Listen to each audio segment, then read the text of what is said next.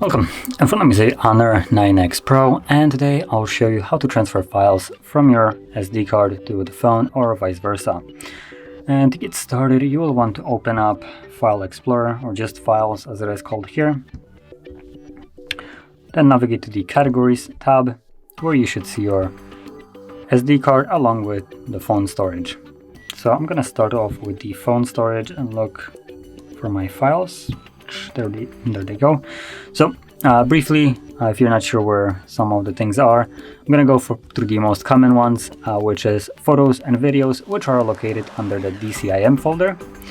Then next common folder will be the downloads one, which will contain obviously anything that I have downloaded. And then at the bottom we should have a pictures folder right over here, which will contain screenshots. So let's find our files, which for me I'm just gonna use these 3 photos that are right here. So once you find your files, it doesn't need to be photos though, what you want to do is select them, and you do so by simply holding it. As you can see, once you hold it, it becomes checked as it is right now, adds these squares to rest of the files, so you can simply tap on additional ones to select more. Now once you have selected all the files that you want to move or copy, choose the option that you want to perform, so move or copy. And I'm gonna go with move.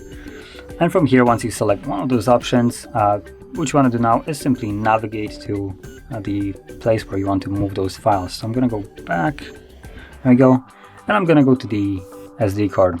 So from here I could create a folder by tapping on new folder. This would basically create a folder, allow me to name it, and I could drop those files into that folder.